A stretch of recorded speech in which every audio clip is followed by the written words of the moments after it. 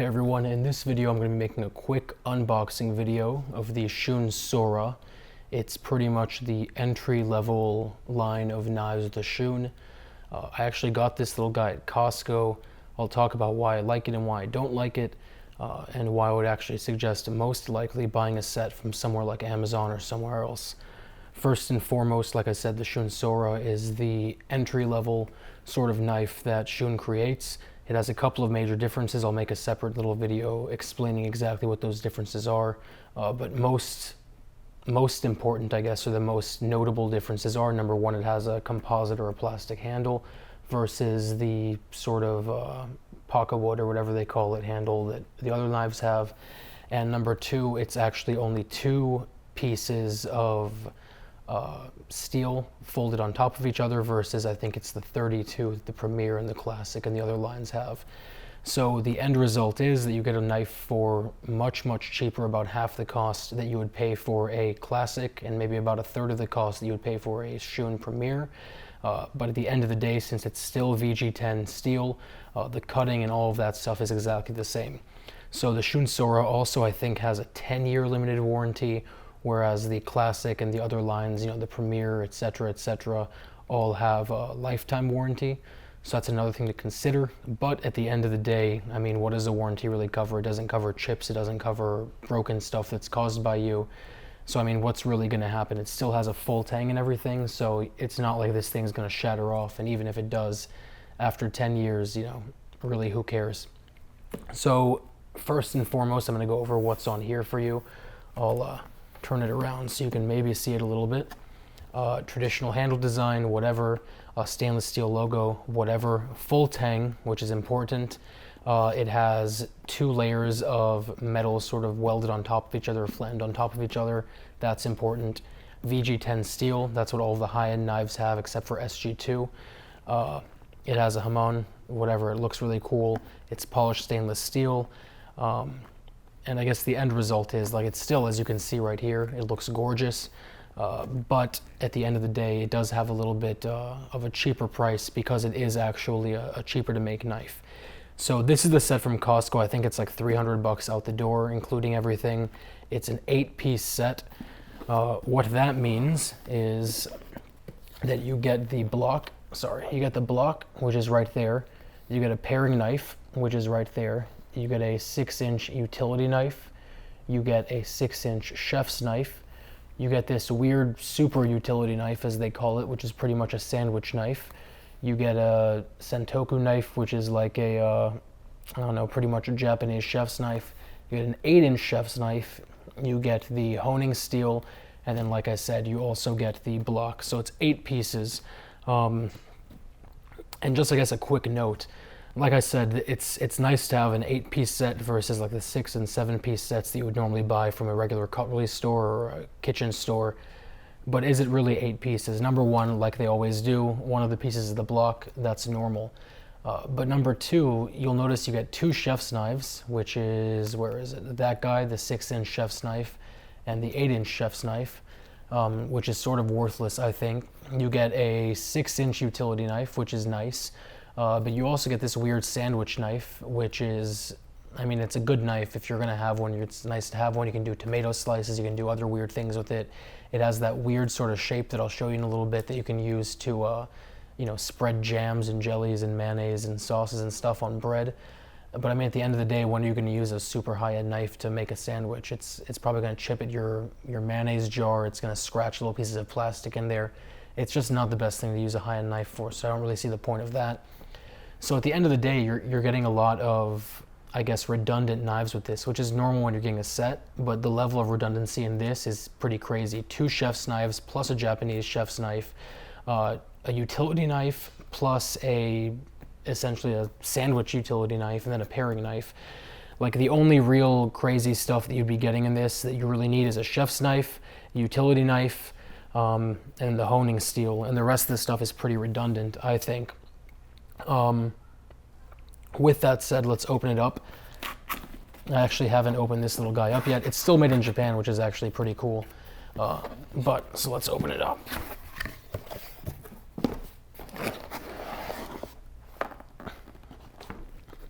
The little Shun paper.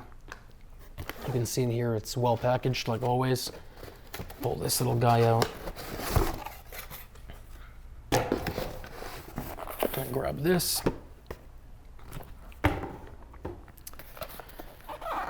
So this is the block, this is the knives. Let's open it up.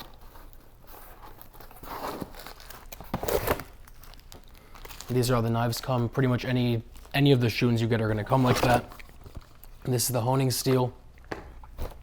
And then this is the actual block. Like I said, I'll make separate videos for each of these just to really give you a sense of what's going on with them. But just for now, just to give you an idea of exactly what you're getting, I'll do this.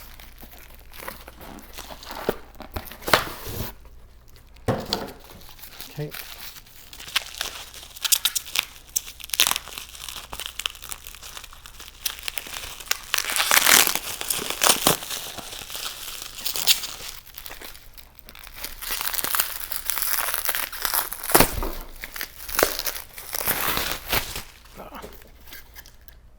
So there's this guy, and while I'm doing this, let me explain to you guys exactly why I would suggest getting a different Shun Sora set. Most importantly, I would say, is the fact that you're getting all these redundant knives.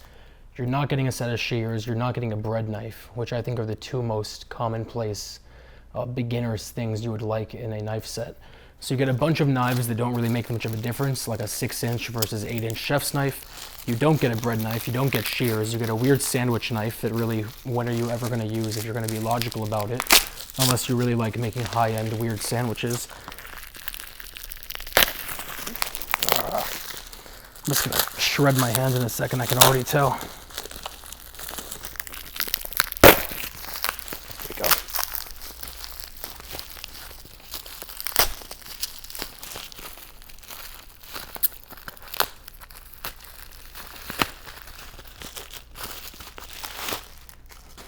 So there we go. These are how the knives come to you. This is the honing steel. So let's look at each one by one. This is the block. It's a nice bland blue block. It comes wrapped in plastic. Who really cares? It has these little supposedly anti-marring feet on the bottom, but you know, when can you really trust it? Make sure before you start rubbing it all over your $20 million antique wood table. So one by one, let's do this. And like I said, I'll make a separate video going over all of these individually. Being careful. Here we go. This is the 8-inch chef's knife. As you can see, they are actually gorgeous. You can get a good pinch grip on it. Very, very nice. Pretty solid.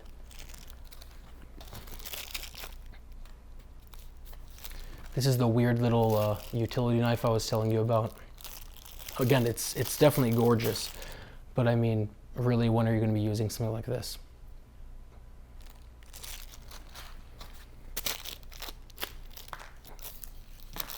This is the 7-inch Sentoku knife. Gorgeous again.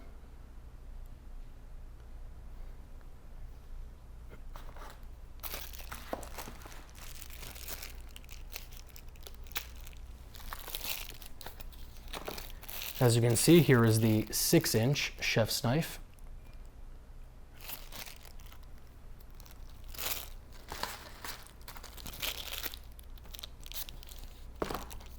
This is a 3.5-inch paring.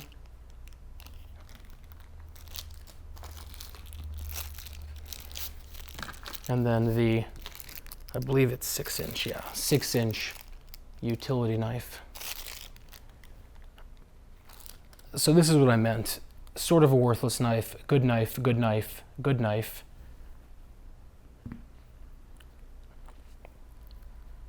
But aside from these three knives right here, which each have their own use, plus a utility knife because it's nice to have one for, you know, random tasks. If you have this already, why do you need this? Sort of dumb. And then to make this actually part of the set, of like a smaller set, to me, is sort of stupid, because how often are you planning on using essentially a sandwich knife like that? I don't know, it's sort of weird. But like I said, they have a very nice heft to them. They're very nice. This little guy is nice. Beautiful, beautiful blade. It feels like a razor blade out of the box. You can definitely, yeah, disgusting, I know, but definitely just shaved my hand with it. So it's very, very sharp out of the box. Phenomenal. But like I said, in all sincerity, if you're going to get the Sora set, it might be enticing to see that great price at Costco, $300. But at the end of the day, for the same price, you can get a 7-piece set, which I know sounds nuts, right? You'd like to get that extra piece, but you won't get a bunch of redundant knives. These 2 knives won't be in there. Actually, let me show you this guy too. I completely forgot.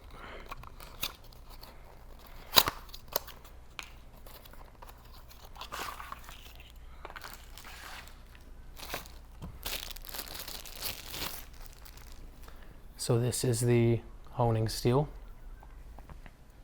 right there. This would be nice, right? 1, 2, 3, 4, 5, 6 pieces.